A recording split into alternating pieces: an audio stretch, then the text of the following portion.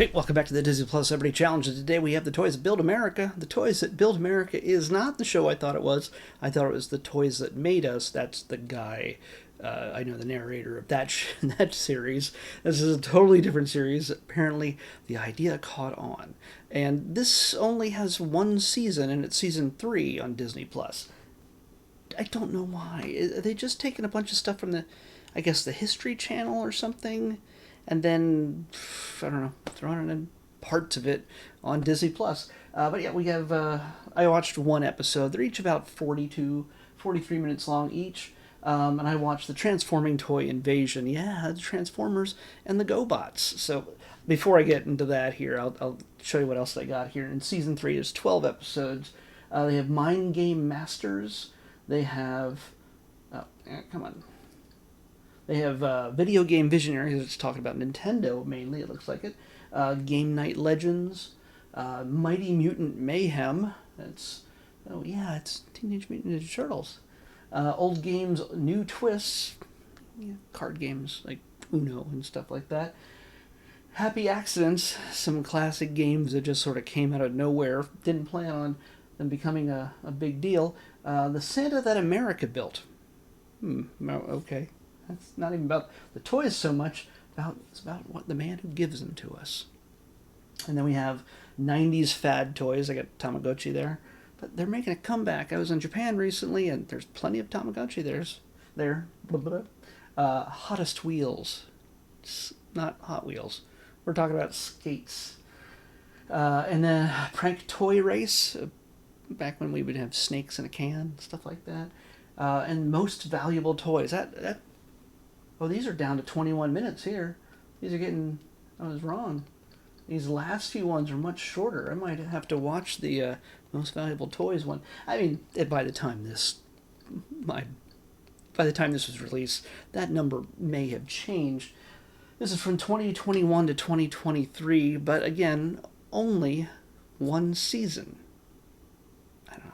Doesn't make sense to me.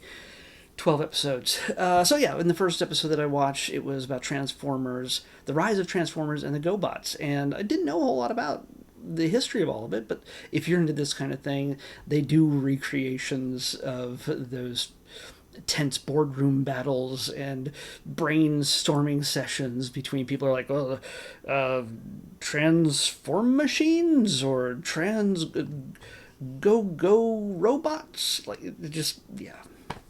Go be a robot. Car? Oh, no, you're GoBot. Yeah, like those kind of things. So there's a lot of interviews, just, sitting, talking head type of interviews with the people who were there, the people who were in the places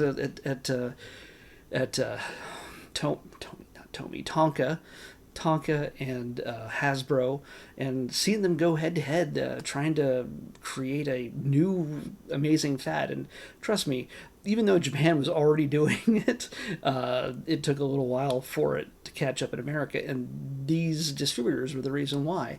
Little tiny Tonka in Minnesota and Hasbro out in Rhode Island, they've come up with a similar idea. They're courting the Japanese, and they're trying to come up with their own thing, take their own twist on it, and it's a battle to the death for the most part. It's how it ends. Well, you kind of know. Do you see a lot of GoBots these days? Technically, what I did learn is that Hasbro, I think, bought Tonka eventually.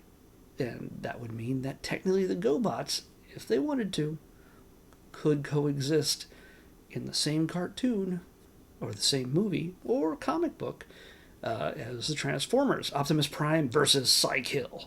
You never know. So, if you're interested in the toys you grew up with, things that entertained you endlessly before you got a screen to stare at, your kids probably will never understand why you were ever into a guy named Optimus Prime, or Megatron, or Psykill, depending on your taste. But it is what it is. But yeah, it was of us, at least in my generation, growing up in this. I was the prime audience for this kind of thing. I only had Jazz, the Porsche, and I had the cassette tapes. I never got Soundwave. I really love Soundwave. I still love Soundwave. Even when I was in Japan, I went to see if I could find a vintage G1 Soundwave. No, at least not for a decent price. It's not, again, even if I did find one, it would be an astronomical thing. It's just that the older ones had better metal, or metal, as compared to just some of the cheap plastic stuff that they feel like these days. It doesn't feel right. There has to be some weight to it. But I had the cassette tapes, but not Soundwave. And I've actually turned one down. I could have got a Soundwave at a convention in Pasadena a number of years ago, and I just didn't pull the trigger. I really should have. At a really good price. It wasn't in perfect condition, but how many are? I'm not going to buy it in box. Come on. But yeah, if you're interested in the history of all the sorts of things that entertain us from our childhood, going back decades, Transformers thing, obviously my generation, but there's stuff that goes, from the looks of it, goes all the way back to the 50s, and maybe even earlier.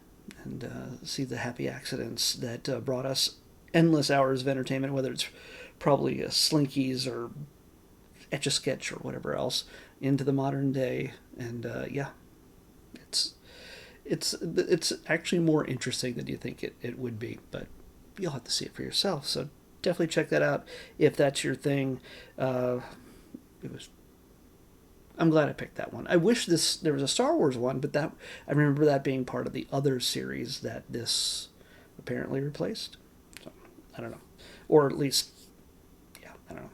It's a different competing series, I guess. Let's pick tomorrow's episode. 18.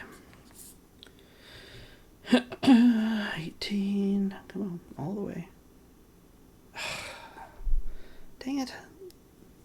This thing, I set it so it wouldn't pick the same things, same numbers twice. And this is a random number picker, and it's empty right there. Because I already watched whatever was at 18, and that was Bruce Spring's Backstage and Backstreets. Again, we're just, I don't even know what day it is. We're weeks away from finishing this month and this quarter, leading into the final quarter of this series. The last final full quarter, unless Disney Plus adds a ton of new things. And yes, the app is going to be merging fully with Hulu, but I don't know if I'm going to do that. We'll see. 32. Please. No. Okay, yeah. 32 is right above there.